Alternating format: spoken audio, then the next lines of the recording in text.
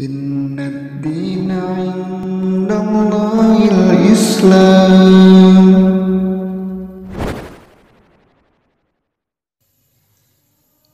Assalamualaikum warahmatullahi wabarakatuh. Saudaraku seiman yang dirahmati Allah, ada 70.000 orang dari umat Rasulullah SAW yang akan masuk surga tanpa hisab.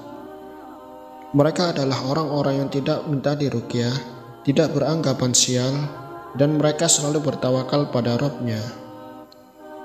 Hadis tersebut disebutkan oleh Syekh Muhammad At-Tamimi dalam kitab Tauhid ketika membahas keutamaan menyempurnakan Tauhid akan masuk surga tanpa hisab dan tanpa siksa. Yang dimaksud menyempurnakan Tauhid adalah dengan meninggalkan kesyirikan, baik syirik yang besar dan syirik yang kecil, meninggalkan perbuatan bid'ah, dan meninggalkan maksiat. Syekh Sulaiman At-Tamimi menjelaskan bahwa yang dimaksud merealisasikan tauhid adalah tidak ada di hati seseorang sesuatu selain Allah. Tidak ada keinginan pada apa yang Allah haramkan. Selalu patuh pada perintah Allah. Itulah bukti dari merealisasikan kalimat la ilaha illallah. Sekarang kita menuju pada hadis yang panjang yang dimaksud. Husain bin Abdurrahman rahimahullah berkata, saya pernah bersama Sa'id bin Jubair, lalu dia berkata, siapa di antara kalian yang melihat bintang jatuh semalam? Aku menjawab, aku.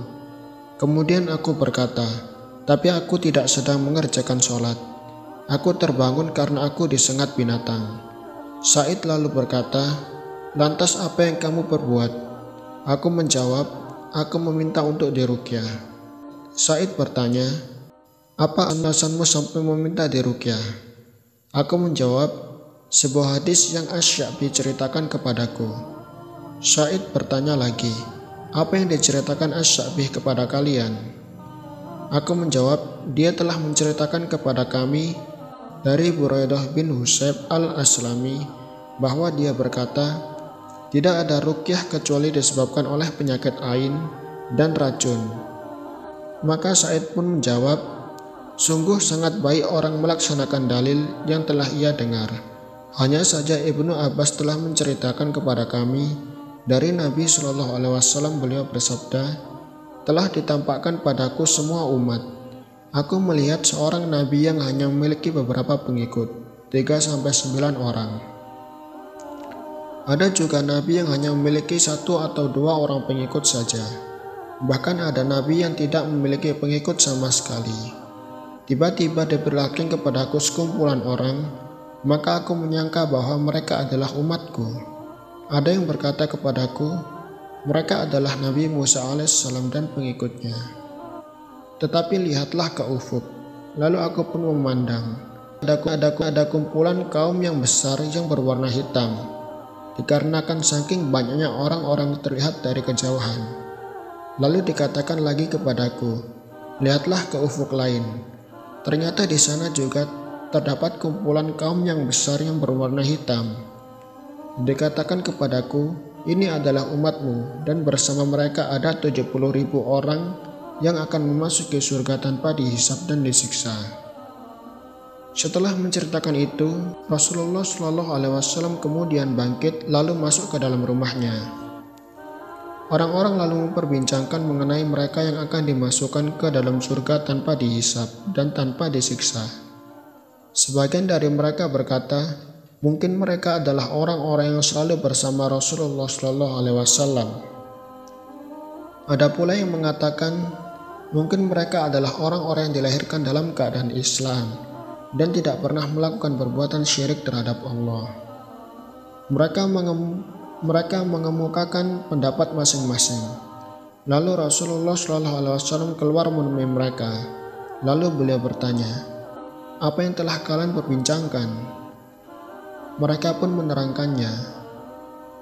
Lantas Rasulullah SAW pun bersabda, mereka adalah orang-orang yang tidak meruqyah, tidak meminta untuk diruqyah, tidak melakukan tiaroh, dan hanya kepada Allah mereka bertawakal. Uqasyah bin Mihsan berdiri lalu berkata, "Berdoalah kepada Allah agar aku termasuk bagian dari mereka." Rasulullah SAW bersabda, "Engkau termasuk bagian dari mereka." Kemudian ada lagi yang berdiri dan berkata, "Berdoalah kepada Allah agar aku termasuk bagian dari mereka." Rasulullah SAW bersabda, "Uqasyah telah mendahuluimu."